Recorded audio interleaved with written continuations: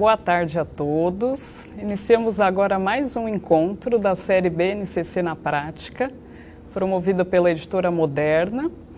Esse e todos os episódios da temporada fazem parte de um esforço da Editora Moderna em auxiliar os educadores na implementação da BNCC, então auxiliar professores e escolas em aprofundar os conhecimentos sobre esse documento tão importante para a educação brasileira. O nosso último encontro aconteceu no dia 27 de junho, com a professora Silvia Gouveia e Marcelo Ganzella. O tema foi formação de professores e eu gostaria de lembrar que esse e todos os outros vídeos estão disponíveis no canal do YouTube da Editora Moderna e na nossa fanpage do Facebook. Hoje nós falaremos sobre o tema Ensino por Competências, como fazer. Contamos com a presença do professor Nilson José Machado. Vou fazer uma breve apresentação do professor. Então, Nilson José Machado é professor titular da Faculdade de Educação da USP. Já orientou dezenas de mestrados e doutorados e participou da equipe que criou o Enem. Aliás, coordenou a equipe que criou o Enem em 1998 e também a equipe que elaborou o Currículo de Matemática do Estado de São Paulo em 2008. Professor, seja muito bem-vindo, prazer tê-lo aqui. Prazer meu. Agradeço a sua presença. Gostaria de já dizer que todos que estão nos assistindo podem enviar perguntas para o professor, na medida do possível. Eu vou repassando as questões e aí gostaria de já iniciar, então, para aquecer um pouquinho a conversa, pedindo que o professor conte um pouquinho para nós, então, como é que nós podemos definir esse conceito do ensino por competências. Então, na verdade, o ensino sempre foi realizado com essa perspectiva das competências, sem o discurso explícito ser. Para os avós da gente, o que a gente vinha buscar na escola? Vinha estudava português, matemática, história, geografia, etc. Mas tinha que sair da escola sabendo o quê? Ler, escrever e contar. Isso no mundo inteiro. Eram os 3 R's, né? Eram as 3 competências, assim, fundamentais. Você estuda um monte de matéria, mas tem que sair sabendo ler, escrever e contar, né? Hoje, o que acontece é que o ler, escrever e contar parece pouco. Se você diz que esse é o objetivo da escola, parece pouco, não é? Então, a gente podia estar pensando em ampliar, reinterpretar o que é ler, escrever e contar hoje. Por exemplo, Paulo Freire dá uma ajuda nesse sentido quando fala que a gente tem que aprender a ler o mundo, né? Você lê antes de ler e compreender um texto, isso é uma leitura do mundo, né? Então, aprender a ler o mundo, eu diria, basta isso, bastaria isso, né? A mesma coisa poderia ser dito sobre o escrever. Escrever hoje não é mais escrever uma carta, um e-mail e uma carta são coisas diferentes. Então, a gente poderia atualizar o ler, escrever e contar. Contar eu sou professor de matemática, mas não é por isso não. Contar, eu diria, é tudo que a gente vem buscar na escola. Se a gente pensar nas 2 acepções do verbo, da palavra contar, em todas as línguas. Contar é enumerar, tem a ver com números, mas contar é narrar, é contar uma história. A gente vem para a escola para aprender a nossa história, a contar a nossa história, não é? A fazer história junto com os outros. Então, em resumo, ler, escrever e contar podia ser atualizado. Mas a teoria não foi por aí e se atualizou assim, o que se coloca no lugar do ler, escrever e contar. E esse discurso das competências, ele surge no mundo, na Europa, no início da década de 90, aqui no Brasil logo em 98, com o Enem, não é? E a moral da história é assim, ler, escrever e contar é pouco. Então, o que a gente vem buscar na escola? Quais as competências novas que a gente vem buscar na escola, não é? E então é isso. Agora, houve nessa viagem toda aí uma descaracterização dos currículos, porque na formação do homem grego, por exemplo, com o trivium, não é? Que era a gramática, a lógica, dialética e a retórica, essas eram as matérias constitutivas do currículo e da escola. E essas eram as competências também. A disciplina era a competência, não é? E aos poucos, com a ciência moderna, a multiplicação no número de disciplinas, aí parece que a gente dá aula da disciplina pela disciplina, né? Então, eu dou aula de matemática, eu digo, eu vou ensinar logaritmo para os meus alunos, porque senão eles ficam sem saber logaritmos, mas saem da escola sem saber logaritmo. Mas para que saber logaritmo? Isso está ligado com o quê, né? As disciplinas são meios para formar uma pessoa competente. O que é isso, formar essa pessoa competente, não é? Então, é preciso recuperar essa relação entre o que se ensina e a competência que se quer desenvolver, no sentido de o conteúdo que se ensina e o tipo de pessoa que a gente quer formar, não é? A competência é pessoal, não é? E a matéria que se ensina tem em vista o desenvolvimento de que competência pessoal. O ler, escrever e contar hoje, eu acho que daria para a gente atualizar pensando em 3 pares de competências fundamentais na escola. Mas isso é uma visão sintética, simplificada. A Base Nacional Comum Curricular são 10 as competências gerais, concordo com todas, não há nenhuma. Só que eu acho que ali há reiterações, daria para a gente espremer as 10 e tirar 6, sabe? Fundindo algumas coisas que estão ali. Ou deixando como está lá, mas lendo de uma maneira mais sintética, não é? Eu diria que as 3 grandes competências hoje, que estão no lugar do ler, escrever e contar, são 3 pares, né? Um par é expressão e compreensão. A gente vem para a escola para aprender a se expressar na língua, se expressar por meio de números, se expressar corporalmente, artisticamente. Expressão. Expressão é a expressão de si. Quanto mais capacidade de expressão, melhor. Mas não basta a expressão, precisa compreensão do outro, não é?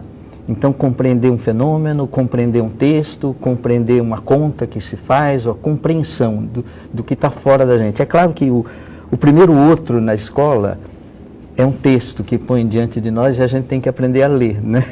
É o outro, no sentido de que eu estou aprendendo, eu nem sei escrever, mas eu estou lendo algo que outro escreveu.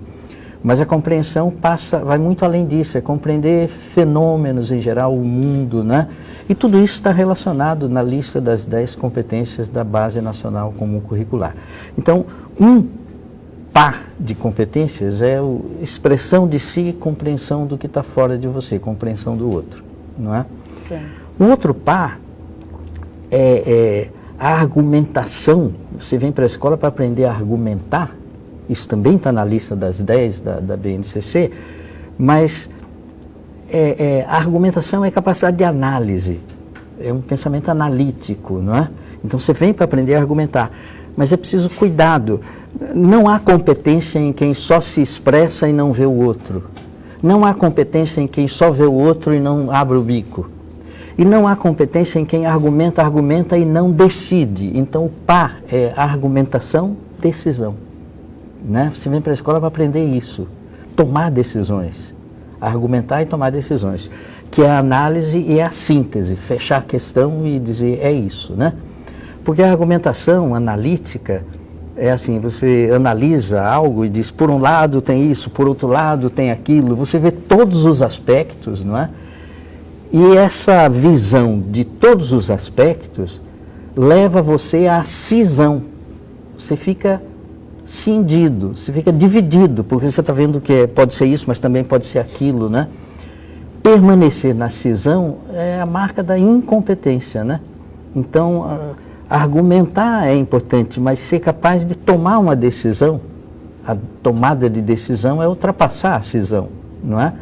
E esse movimento de análise, de síntese, de argumentar e de decidir, a gente tem que aprender na escola. A argumentação tem que ter conteúdo. Claro. Você não pode argumentar dizendo, eu acho e não sei o quê. Não, a argumentação tem que ter conteúdo. Os conteúdos disciplinares são alimentos para os nossos argumentos. Mas a competência a ser desenvolvida é a capacidade de argumentar e decidir, né? Então, veja, um eixo, esse expressão-compreensão, o outro eixo, argumentação-decisão, ou análise-síntese, né? E um terceiro eixo que marca, e reitero, tudo isso está na lista de 10 competências da base. Eu estou falando, é uma maneira até de a gente memorizar vendo o conteúdo das 10 inteiro, né? Mas um terceiro eixo é assim, a capacidade, você tem que aprender, né, a desenvolver essa capacidade de contextualizar o que aprende na escola. Qualquer matéria, você tem que saber referir a contextos específicos. Algo que você aprende e não relaciona com nenhum contexto específico é pobre, não é? Mas quem vive amarrado num contexto é incompetente. Porque o complemento do contexto, assim, do trazer para um contexto, é o extrapolar o contexto. Sabe? O contexto é o que já existe. O que já existe é o fato. Eu estudar na escola pensando só no que já existe, no fato, isso é fatalismo. Parece que não tem mais nada para fazer. A gente não pode ignorar o fato, mas a gente olha para o fato e diz como eu gostaria que fosse assim. Do facto, a gente passa para o ficto. Ficto não é uma palavra que a gente usa, mas ficção é, né? Então a gente olha a realidade, o contexto e diz como eu gostaria que fosse assim. E essa capacidade de extrapolar o contexto complementa a de perceber os contextos, né? Então é contexto e imaginação, contexto e viajar, assim, não é? Abstrair, não é? O facto e o ficto. A realidade e a imaginação, a ficção. Não há pessoa competente que se limite exclusivamente ao que já existe, que não seja capaz de uma inventadinha, uma criaçãozinha, não é? Uma ficçãozinha na vida. Necessário. Né? Então, essas coisas é que foram ficando um pouco escondidas, nunca saíram da escola. A escola vale por isso. Agora, esse movimento todo da base é para a gente tentar explicitar isso. Isso é o que sobra quando você sai da escola, são essas competências, não é? Eu tenho um sobrinho, mais de um, que fez engenharia e trabalha em banco. Estudou resistência dos materiais e depois agora está vendo a resistência dos banqueiros. As competências ele aprendeu estudando uns conteúdos que não tem nada a ver com os conteúdos da argumentação dele atual. Mas ele desenvolveu a competência lá e é isso que está valendo no trabalho dele agora. Atuação. Não é? Então essa perspectiva de que o conteúdo é sempre meio para a formação da pessoa e meio para desenvolver essas competências pessoais, é isso que a gente tem que recuperar os antigos, não é? Recuperar o ler, escrever e contar, recuperar o trivium, que era a gramática, a lógica e a retórica, né? Que lá era evidente que isso era um meio. Ninguém estudava gramática para virar gramático, nem retórica para virar retórico. Era formação de uma pessoa que argumentava, que via o outro, não é? Que usava bem a língua, a gramática, não é?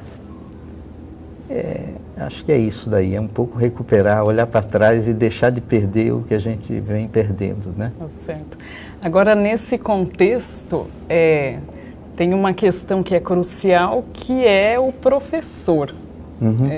Acho que a sua fala delimitou muito bem quem é esse aluno competente que nós esperamos. Agora, acho que uma pergunta que é latente, inclusive para os nossos espectadores, então quais são as competências que o professor precisa ter para que ele forme alunos competentes? Então, é interessante, é o passo natural mesmo, né? Quer dizer, o professor competente é o que forma aluno competente.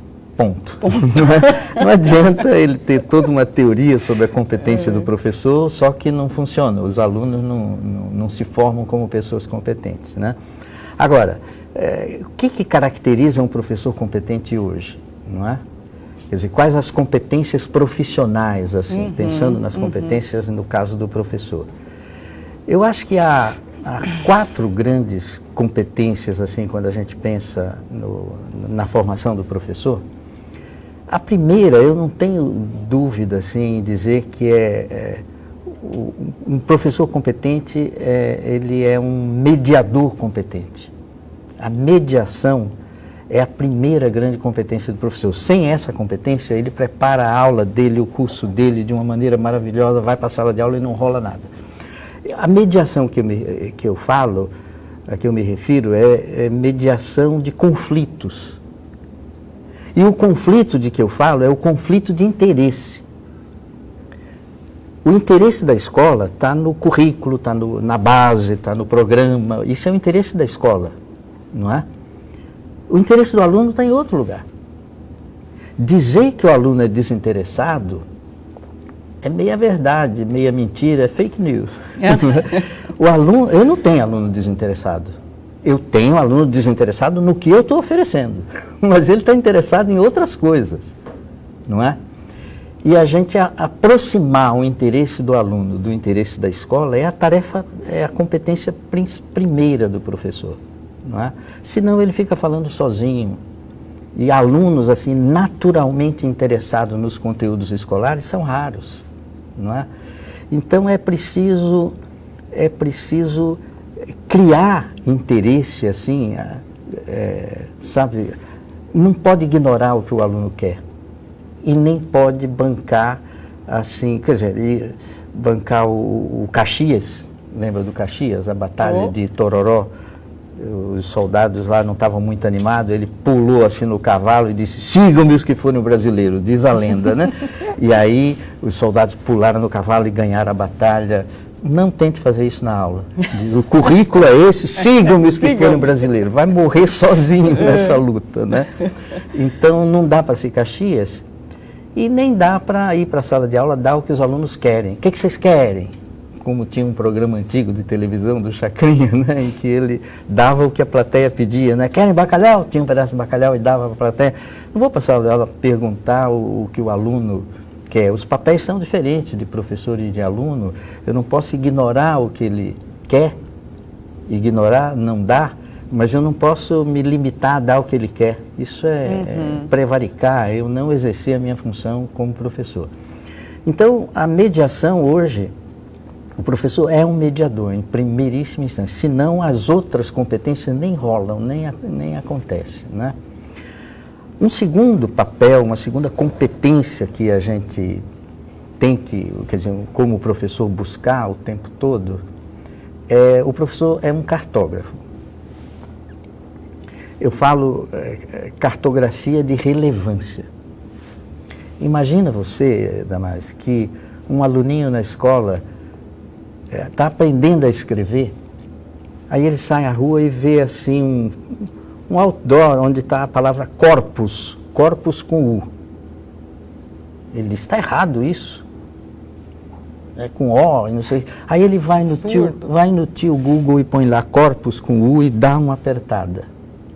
Aí vem um monte de coisa, né, na pesquisa. O que vem? Logo na primeira linha, habeas corpus. Na segunda linha vem corpus Christi. O que tem a ver habeas corpus com corpus Christi? Nada. Na terceira linha vem academia de ginástica. Na quarta linha vem iogurte light. É uma mistura, essa é a regra, não é? Então, está tudo na rede, tem que levar o aluno para... Não, precisa de cartografia. Cartografia de relevância. Está tudo na rede, mas uma coisa vale mais, outra vale menos, outra não vale nada. Tem coisa que tem que ser curtida, tem coisa que tem que ser abandonada, deixada de lado, não é?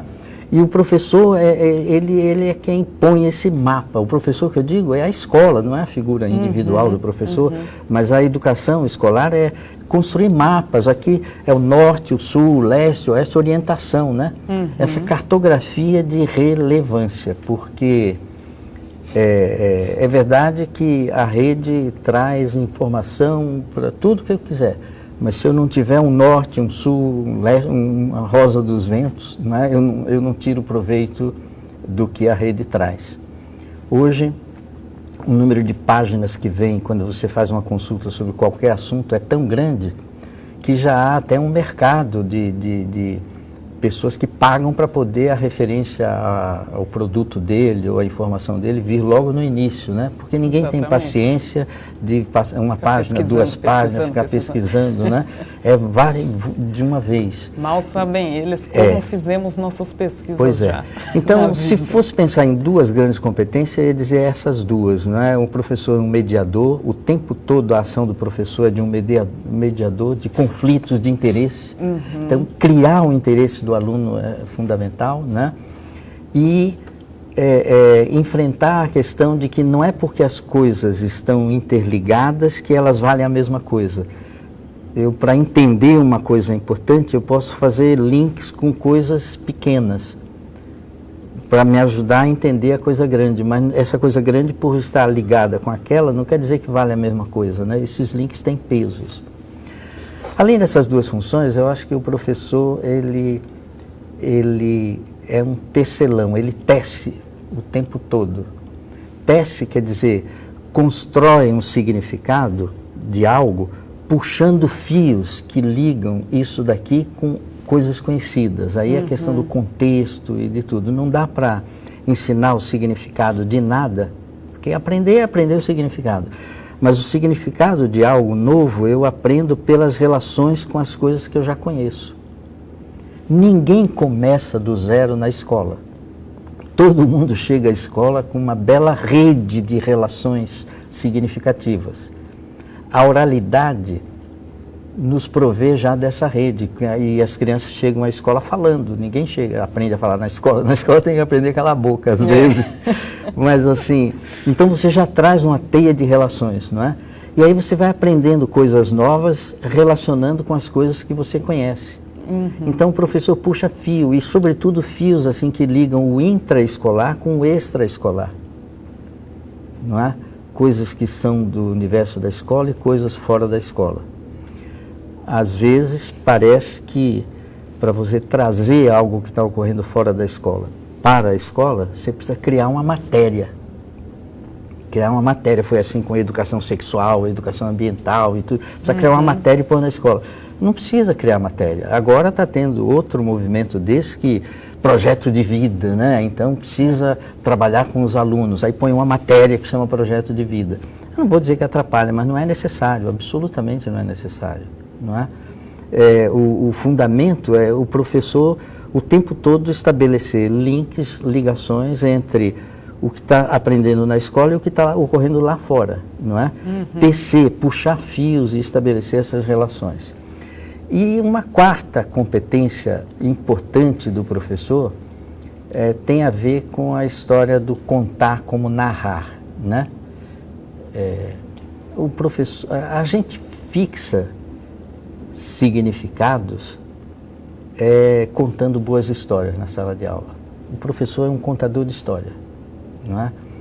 E essas histórias são assim como fábulas, mas não são exatamente fábulas, né? Porque são fabulosas as histórias dos professores, mas não uma fábula no sentido estrito. Porque uma fábula no sentido estrito tem uma moral, não é? E aí, quando a gente pensa em ensinar por meio de fábula, corre o risco de ser um professor de moral da história, né? Querendo chegar na moral, não é por aí. Mas as histórias que a gente conta não são para entreter, elas têm valores, né? E eu espero que uma história que eu conte numa aula que tenha uma moral para cada aluno. Mas a moral pode ser diferente de um aluno para o outro, não é?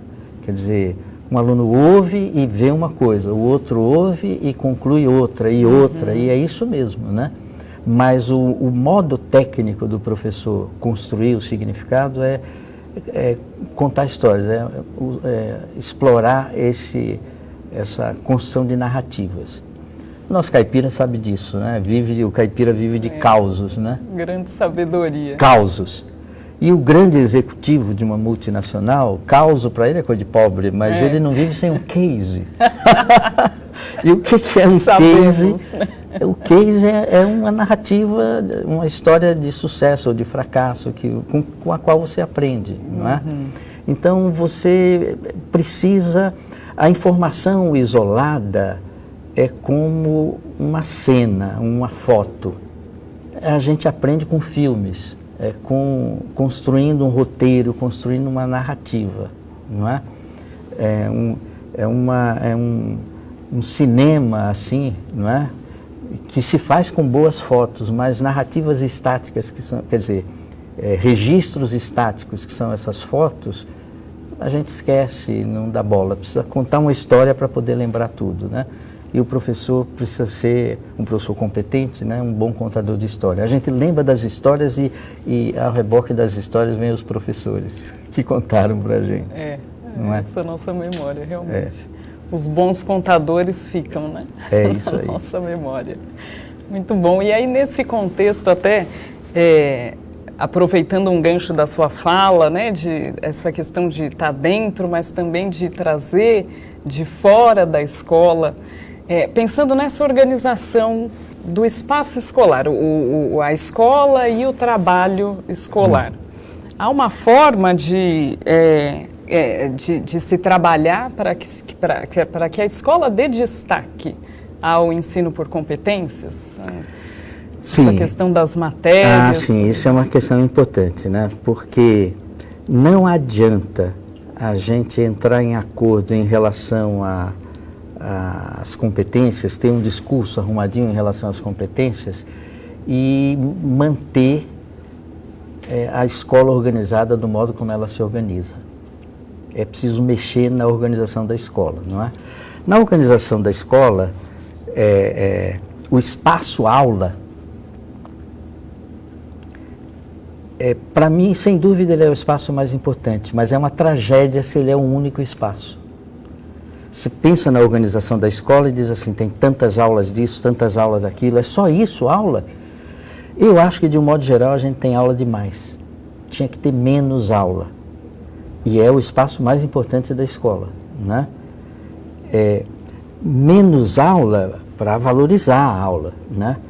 Não menos tempo do aluno na escola, né? Mas há outros espaços que não da aula. Há espaços e tempos maiores do que o da aula e espaços e tempos menores do que o da aula. O que é um espaço-tempo maior do que o da aula?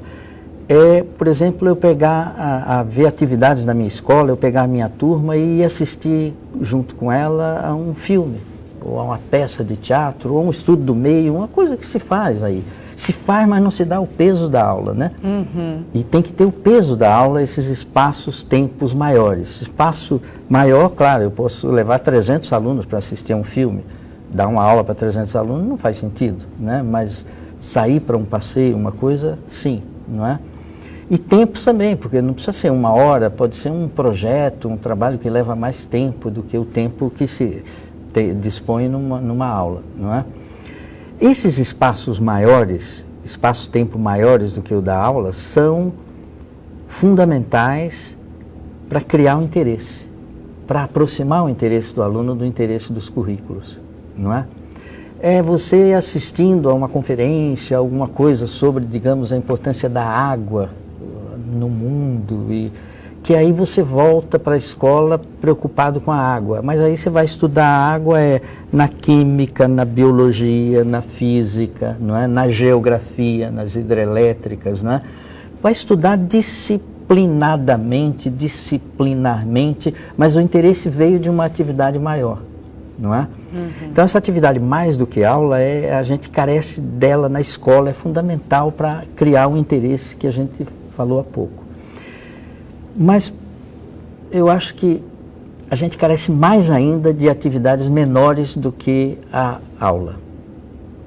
Então tem a coisa grande e a coisa pequena. Pequena no tempo e pequena no espaço, né? O que seria isso? Veja, a gente precisa orientar os alunos. A universidade não permite que alguém adulto, maior, vacinado, 40 anos, que tem um projeto, faça um doutorado sozinho. Tem que ter um orientador.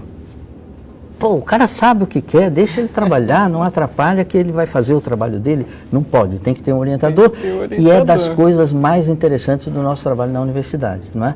Porque a gente viaja junto, o projeto é do outro, mas você está ali junto, é uma parceria, se aprende muito, não é?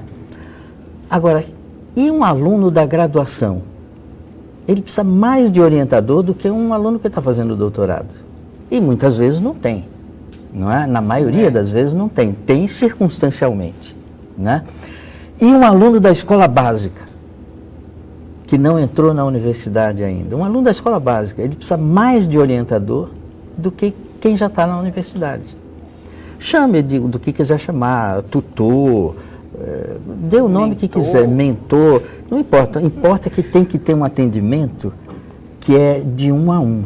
Eu olhando para você, você olhando para mim e a gente conversando sobre a vida. Pode ser na lanchonete, não é?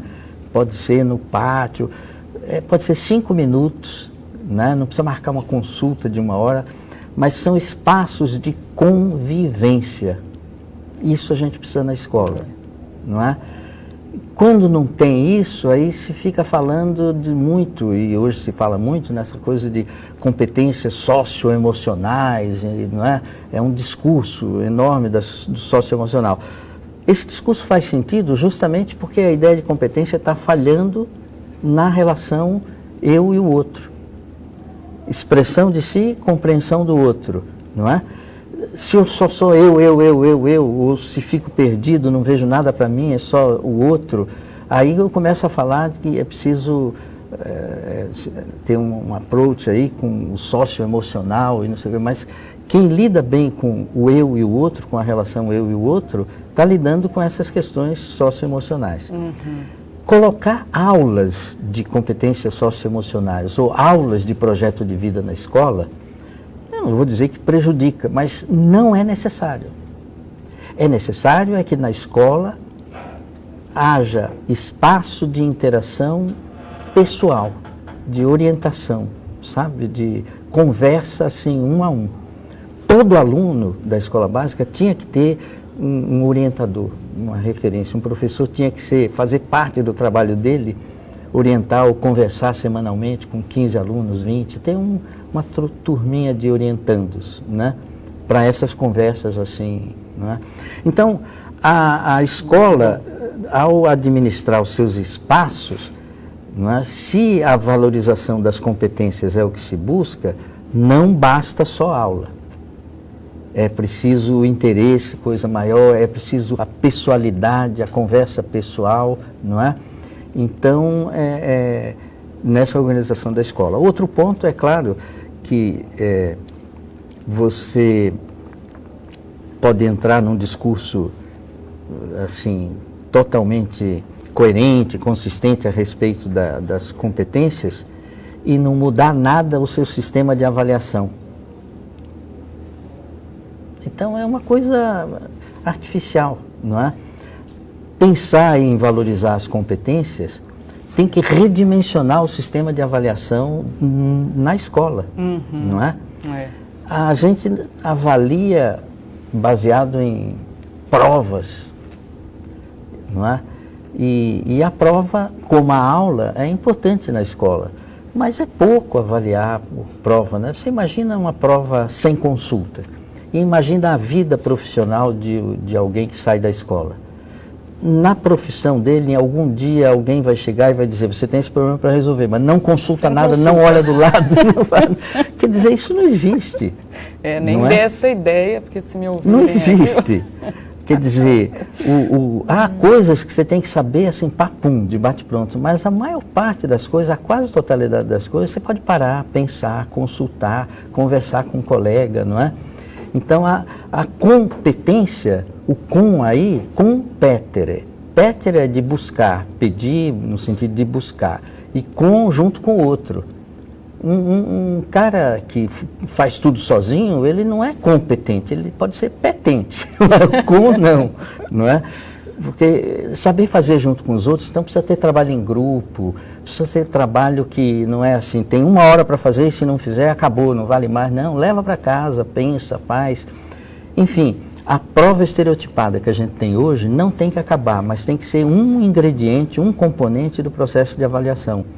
E a pessoa mesma é avaliada por um amplo espectro de instrumentos, né? Para os avós da gente, esse espectro de instrumentos era assim, o oral e o escrito. Tinha o exame oral e o exame escrito, não é? Hoje a gente não tem essa garantia, né?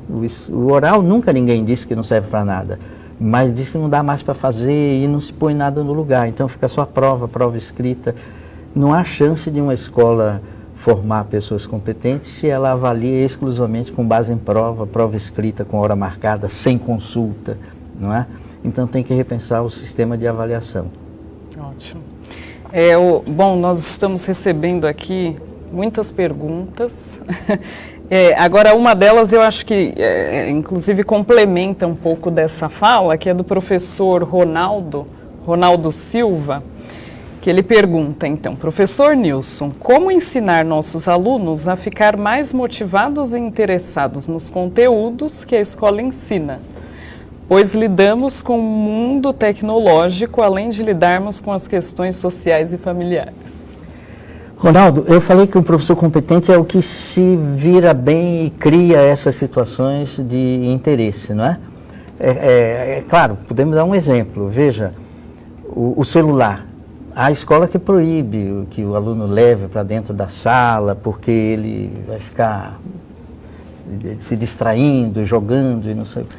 Não é? O celular pode ser um parceiro incrível para a gente dar aula. Eu dou aula de matemática, então já fiz isso que eu vou te falar, Ronaldo, de pegar um aluno que estava com o celular e dizer, escuta, teu celular tem GPS? Tem, todos têm hoje, qualquer um, né? Sim, tem GPS. Falei, e como é que funciona? Você sabe como é que funciona isso aí? Quem é que programa o teu caminho direitinho aí, né? Ninguém sabe. A tecnologia a gente está usando cada vez mais, mas de um modo assim inconsciente. A gente mexe o mouse, magicamente o pontinho anda lá na tela e ninguém está muito preocupado em saber o que tem a ver esse movimento da mão com o movimento do pontinho lá na tela, não é? Não compreende, não está interessado em saber e na hora que para de funcionar, ele fica esperando chamar um técnico que entende, porque ele é um mero operário, né? Ele opera os instrumentos, mas não tem a menor compreensão. Não é? Então, eu vou te explicar como é que funciona o GPS. Está afim? Estou afim, pronto. Eu dou aula 2 semanas de matemática, de conteúdo da matemática elementar, para explicar como é que funciona o GPS. Não é? Esfera, interseção de 2 esferas que dá um círculo, coisinhas assim que são necessárias. Não precisa de matemática superior, não precisa de nenhuma sofisticação.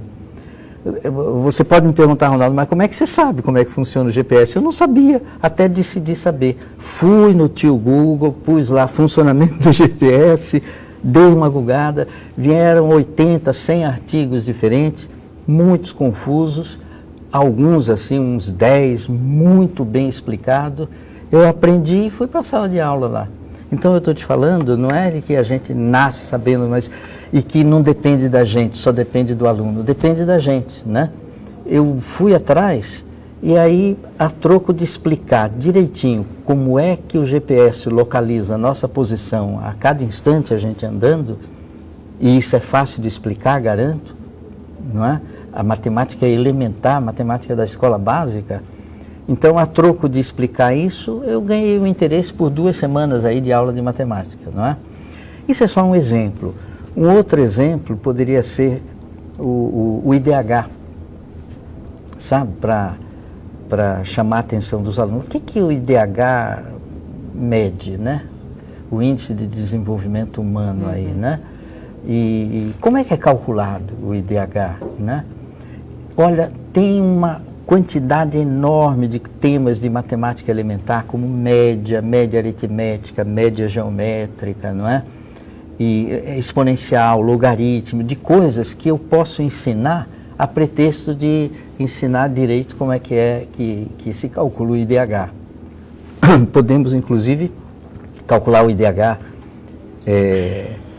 assim, com os dados que se tem nacionais, o de cada região, né, ver na região em que a escola está. Mas, enfim, o IDH é outro exemplo de um centro de interesses, né, para ensinar conteúdos, os conteúdos regulares de matemática, né?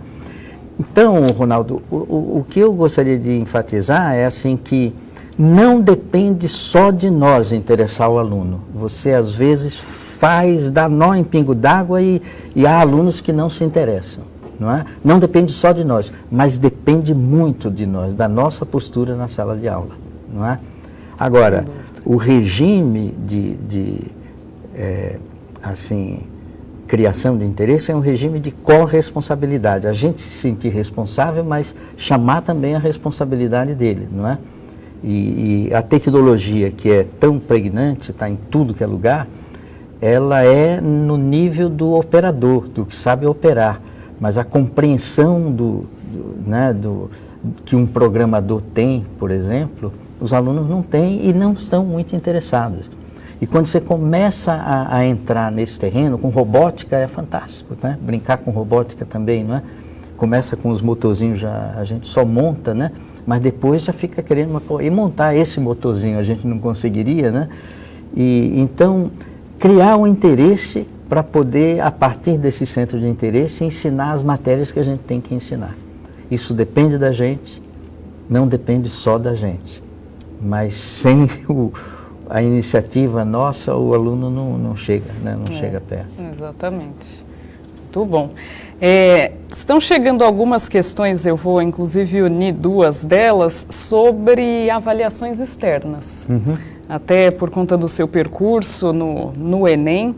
Então, são duas questões. Uma da Elíser, desculpe se eu errei no nome, e da Sandra Helena. Então, se é possível relacionar, primeiro, né, se é possível relacionar as competências da base com os descritores das avaliações externas. E aqui ela cita a Prova Brasil, então a matriz de referência do SAEB, cita também o SPAES, que é uma matriz de referência do estado do Ceará. Então, como é que é possível relacionar essas competências? Olha, E aí a outra, eu vou até complementar, desculpa cortar, mas é porque a outra, e aí pergunta se as avaliações externas se adaptarão à BNCC. Duas questões que... Olha, eu acho que para falar de avaliação externa, era preciso, falar seriamente de avaliação externa, era preciso a gente levar mais em consideração o projeto educacional que a gente tem. Pensa bem, se a gente vai avaliar uma instituição, uma escola, digamos, né? Ranking de escolas, o que deveria ser uma escola bem avaliada? Uma escola bem avaliada é uma escola que tem um projeto e realiza bem aquele projeto. Se tem um projeto belíssimo e não faz direito, mal avaliada, né? Se não tem projeto, mal avaliada, né? Agora, normalmente as avaliações, elas estão constrangendo as escolas a serem parecidas, a todo mundo ser cobrado, avaliado em função das mesmas coisas, não é? Eu acho assim que falar de avaliação sem ter nitidez no projeto, nos grandes objetivos sustentado por valores, né? Faz falta isso, ter um projeto claro. Eu acho que no país, por exemplo, não é claro qual é o nosso projeto educacional. A gente às vezes tem projeto de governo ou até de governante. Muda o governante, às vezes do mesmo partido, e muda tudo. Então está faltando, porque o que dá consistência a uma avaliação externa é o respeito pelo meu projeto. O meu projeto é esse, eu estou fazendo direito, aí eu sou bem avaliado. Não é cobrar que todo mundo faça a mesma coisa, que todas as instituições tenham o mesmo projeto, não é? E isso daí Bom, agora, outro nó, Elise e Sandra Helena, né? Outro nó é o seguinte, é que avaliação é meio, não é fim. Sabe? A avaliação é meio. Quem tem um projeto tem que planejar, tem que ter plano. Porque o projeto mais bonito do mundo, ele não se realiza automaticamente. Eu tenho um projeto, quer dizer, eu tenho uma meta, eu estou me lançando em busca de algo. Aí eu decomponho aquela meta em submetas e digo, primeiro eu vou fazer isso, depois eu vou fazer aquilo, né? E aí eu tenho que avaliar para ver se eu estou cumprindo essas metas intermediárias para poder realizar o meu projeto. A gente, no país, tem muita avaliação, muita. Isso não é muito antigo, isso é de 90 para cá, o SAEB é de 1990, né? Ele foi criado em 90. De lá para cá tem muitas avaliações diferentes, SARESP, Prova Brasil, Provinha Brasil, ANA e vai por aí, não é? E a gente não tem projeto. Tem um simulacro de plano, que por não ter projeto, o plano fraqueja. O plano é o Plano Nacional de Educação, os planos estaduais, os planos municipais, é uma multidão de planos. Agora, a gente nem nota, quer dizer, o plano que está em vigência era 2011 e 2020. Ele foi aprovado em 2014.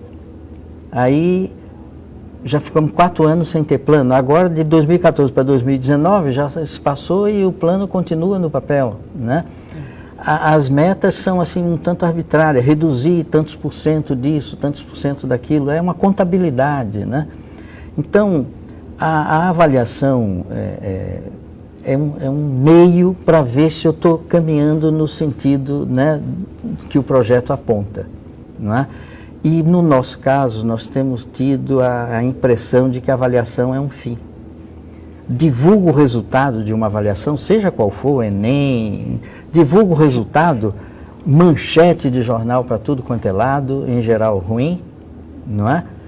E depois o que a gente faz? Fica esperando que no próximo ano melhore. A gente reza, torce, faz figa, essas são as ações educacionais, né? E aí no ano que vem faz, melhorou 0,01%, então daqui a 300 anos vai ter melhorado isso. Então sobra avaliação, não é? Os planos não têm muita substância porque a gente não tem a clareza de um projeto, né? Isso eu estou falando genericamente, não estou falando de nenhuma pessoa, partido, educador em especial. A gente teve, passando pelo Ministério da Educação, pessoas com projeto para o país. Anísio Teixeira, que o INEP foi criação dele, não é? Darcy Ribeiro, você podia concordar ou discordar das ideias do Darcy em algumas coisas. Eu não concordo com isso, mas ele sempre pensava grande, ele estava pensando o país inteiro. Os livros são Teoria do Brasil, O Povo Brasileiro, ele pensava grande, não é? Hoje a gente vê pessoas, colegas assim, irem para o Ministério, aqui em São Paulo a gente teve, Janinho foi lá, e com a melhor das intenções, e o que fica lá fazendo? Contabilidade de recurso, a briga, parece que a educação essa é a discussão, está faltando recurso aqui, põe recurso acolá, e é claro que o dinheiro é importante em qualquer uma das tarefas, mas o problema não é de dinheiro, o problema de dinheiro em todas as áreas tem, o problema é que a gente não tem rumo, não está tendo rumo assim educacional, isso compromete a ideia de avaliação. Quanto à BNCC, as avaliações se adequarem à BNCC, eu acho que é quase que o contrário, viu?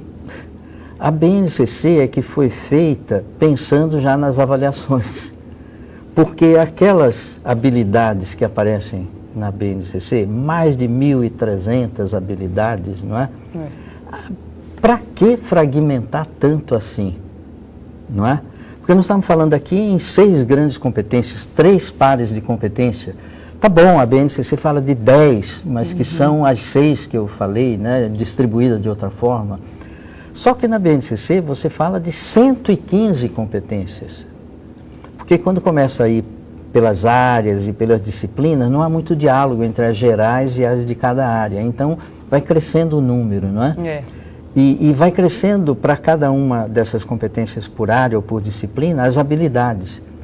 Então, é muito você pensar em 1.300 e tantas habilidades, não é?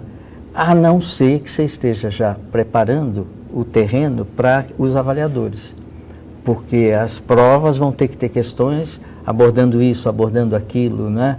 Essa miríade, esse monte de coisinhas miúdas que estão na BNCC, não é?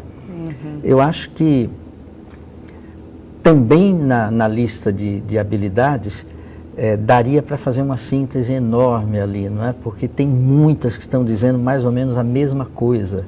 Autores de livro, editoras, está tudo dando nó em pingo d'água para poder contemplar uma habilidade com um número enorme lá e outra, e outra, e outra, quando na realidade tem 10, 20 que querem dizer a mesma coisa, não é? E então, eu acho que não vai dar muito trabalho não para os descritores desses exames, SAEB, Enem, tudo, de se adaptarem à base, porque a base, na verdade, já foi feita contemplando as preocupações, não do professor na sala de aula, que eu imagino que o professor na sala de aula tenha muita dificuldade em discernir 1.300 e tantas habilidades que ele tem que desenvolver nos alunos, não é? É muito, né? Mas para preparar a prova, é ótimo essa lista tão exaustiva, né? É isso mesmo. E chegou mais uma questão que nós falamos sobre avaliações externas e aí chegou uma questão sobre autoavaliação. Isso. Então acho que cabe na conversa da Giovana Mandetta. E aí ela pergunta, a autoavaliação pode ser um meio para aproximar e envolver o aluno a se interessar e compreender seu processo de avaliação? Sim, certamente. Como é que é o nome? Giovana, né? Eu concordo, Giovana. Eu acho que o processo educacional, desde a criança pequenininha até o final aí do ensino médio, falando na educação básica, esse processo educacional é o processo de construção da consciência, não é? A construção da consciência. A consciência é entendida assim como uma meta-vontade, ou uma educação da vontade. Porque enquanto bicho, o bebezinho, a gente faz o que tem vontade. Mas aos poucos você vai aprendendo a querer ter certas vontades e não outras vontades. É isso que eu estou falando de uma meta-vontade, ou esse controle sobre as vontades, não é? E isso, essa tomada de consciência de quem você é, do que você quer, eu gosto disso, mas isso é meio torto, não é por aí, eu vou mais para lá, não é? Isso é fundamental para se trabalhar na escola e a autoavaliação é um instrumento importante, né, para o professor atenuar o exercício da autoridade que ele vai ter que ter, porque ele vai ter que exercer a autoridade. Na verdade, quando você fala de autoridade, há muitos âmbitos em que isso dá urticária, fica assim, porque se lembram de autoritarismo, né? Mas a autoridade é fundamental na ação do professor, né? O exercício da autoridade. Assim, por exemplo, para a criança, o natural da criança, quando nasce, é a anomia. Nomos é regra, então a criança nasce sem regra, faz o que quer e tudo, né? E o que a gente espera ao final da educação básica é a autonomia, quer dizer, ela faz as suas regras, né? Só que esse processo de passagem da anomia para a autonomia não se dá por maturação. Deixa a criança que ela vai envelhecendo e ela vai, né, ela vai ficando mais velhinha, ela vai aprendendo tudo. Isso não se dá sem a heteronomia, que é exatamente o pai, o professor, a mãe, né?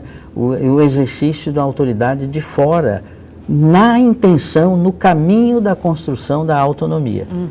A heteronomia, com adulto escolarizado, quer dizer, adulto, educado e tudo, a gente não gosta, e não é por aí, nem é isso que eu estou falando.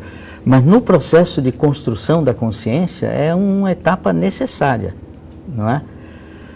A autoridade, o exercício da autoridade significa, a palavra autoridade é um lado de uma moeda, o outro lado é a responsabilidade. A criança vai aos poucos assumindo a responsabilidade, então ela vai tendo autoridade sobre si mesma à medida que vai assumindo a responsabilidade sobre si mesma. Se não assume a responsabilidade, tem mais aqui de fora alguém exercer aí a autoridade, não é? Então, isso é uma construção, não é? Que envolve responsabilidade junto com a autoridade e tolerância. Na verdade, a palavra tolerância ela é usada em muitos contextos, mas a gente só tem um sentido próprio da palavra tolerância no âmbito do exercício de uma autoridade. Porque, veja, digamos assim, eu digo, fulano de tal é tolerante. Aí, você já viu essa pessoa exercer alguma autoridade? Porque somente uma autoridade pode ser tolerante. Eu tolerar algo pelo qual eu não sou responsável é muito fácil, mas isso não é tolerância, isso é arrogância. Eu digo, eu tolero que fulano pense assim ou pense assim, mas o que você tem a ver com o pensamento dele? Agora, no âmbito em que você exerce uma autoridade, é aí que você tem que ser tolerante, não é? É aí que tem que haver a tolerância, né? E isso é uma coisa construída. É uma coisa construída, essa tomada de consciência, não é? Que é o valor maior assim, na educação. Tem um professor extremamente provocativo, mas denso, profundo, eu gosto muito do que ele escreve, chamado Flanagan. Flanagan, eu acho que ele é de Harvard. E ele, eu não tenho certeza se é de Harvard, mas tudo bem, mas é um professor escrevendo. Ele escreveu um livro chamado The Really Hard Problem, um problema realmente difícil, né? E o teor do livro é o seguinte, ele diz, olha, o que se chama de o problema duro, hard, difícil das ciências cognitivas, o que é isso? A consciência. Quando é que uma pessoa, nesse processo educacional, é consciente dos seus atos, é responsável pelos seus atos, é uma autoridade sobre si mesma? Ele diz que esse é o problema duro. E ele diz assim, eu não acho que esse seja o problema duro. O problema realmente duro, e é o título do livro, é como que a gente cresce em consciência e permanece vendo sentido no mundo. Porque parece que quanto mais consciência você tem, menos sentido você vê nisso tudo aí. Não é? Vira uma angústia. Aí ele diz, e esse é o trabalho do professor, não é? Apostar no sentido sempre. Porque eu acho mesmo que o único crime que devia ser hediondo, sem perdão, seria assim, você não vê sentido em nada e você querer sair contaminando os outros com a sua desilusão, né? Não, nada vale a pena, todo político é corrupto, todo empresário é ladrão e não sei o quê, devia ser preso inafiançável, não é? Porque a aposta no sentido é um exercício permanente, você acorda e aposta no sentido. Quem não aposta, não é? Então, desistiu, virou um franco atirador. É uma posição mais fácil, mas que é absolutamente não generalizável. Olha, professor, temos pouquíssimos minutos. Inclusive, recebemos muitas perguntas, mas infelizmente não conseguiremos dar conta de todas elas. Então, eu queria pedir suas considerações finais e fechando aí tudo que dissemos. Olha, eu acho o seguinte, que a gente não pode, como professor, na educação básica, em todos os níveis de ensino, mas se impressionar demais com o discurso das competências. Eu acho positivo, participei desses movimentos, eu acho positivo, mas acho que muitas vezes isso parece uma grande novidade. E se eu pudesse fechar com um recado, esse discurso de competência não é uma novidade. As competências dos nossos avós eram ler, escrever e contar. Ponto, não é? Mas era claro para eles que a gente estudava um monte de matéria, mas tinha que sair da escola lendo, escrevendo, contando, não é? Então, isso hoje virou pouco. Aí você está atualizando isso ou colocando outras metas no lugar, metas gerais. A regra é que as disciplinas são meios e as competências é que são o fim, não é? A finalidade é você formar pessoas competentes. Agora, você consegue isso estudando conteúdos, matérias. O que está havendo de problemático é que a gente se empolga com o discurso das competências, mas continua a dar aula dos conteúdos do mesmo jeito que dava e deu a vida toda. Então é preciso atualizar o modo de trabalhar os conteúdos, tendo em vista essas grandes competências, não é? E o caminho, que eu acho que é a bola da vez, vai ter que explodir em algum nível isso daí, em termos de lei. O caminho é que a gente precisa, no tratamento das disciplinas, se a meta é desenvolver as competências, no tratamento das disciplinas a gente precisa se ater ao que é fundamental, as ideias fundamentais de cada disciplina. Nós perdemos esse discernimento. Mistura coisa pequena com coisa grande, sabe? Não é eliminar nenhuma matéria, nenhum conteúdo. A gente precisa conhecer coisas sobre o DNA, não é? Sobre, se não conhece coisas sobre DNA, você não consegue mais nem assistir novela. Cada capítulo de novela tem pelo menos 3 exames de DNA. Mas tem coisa de biologia que é penduricalho mesmo. Tem coisa de química, de matemática, de literatura, né? Então se perdeu o discernimento do fundamento. Isso a gente precisa recuperar, não é? Para poder, a partir das ideias fundamentais, ter um caminho suave para chegar nessa formação pessoal. Não dá para esperar, não é, o fim das disciplinas. Eu acho que é uma doidice. As disciplinas entraram num desvio, uma fragmentação disciplinar. Elas precisam ser reintegradas, não é? Justamente por meio do fundamento de cada uma delas, né? E disso a gente está precisando, né, na escola, não é? E é claro que para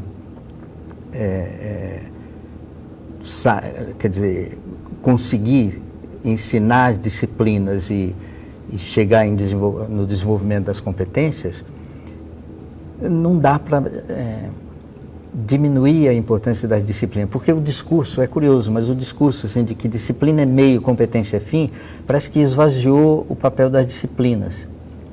Ficou pouco, o que importa mesmo é a competência. Tem escola que diz, não, aqui a gente se organiza por competência. Não faz sentido.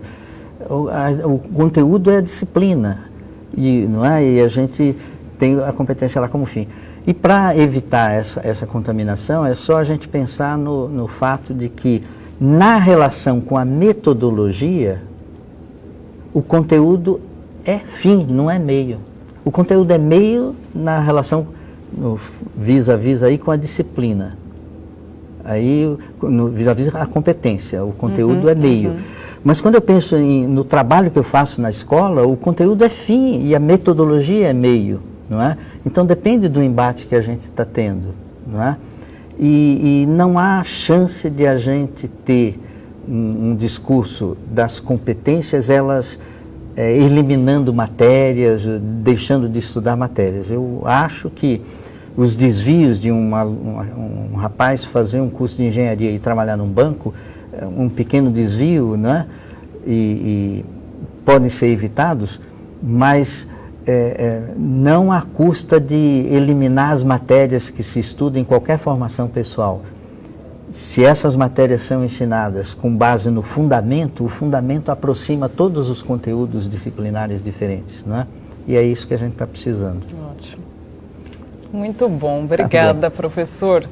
Agradeço muito a sua presença. Sem dúvida, foi uma conversa que duraria muitas horas se deixássemos, mas o nosso tempo se esgotou. Queria agradecer a todos pela participação.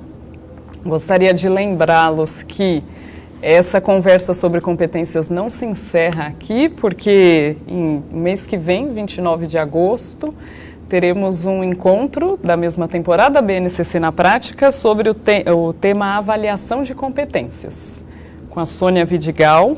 Então, conto com a presença de todos. Lembrando que esse vídeo, todos os outros, estão disponíveis no canal da Moderna no YouTube e no Facebook. Obrigada.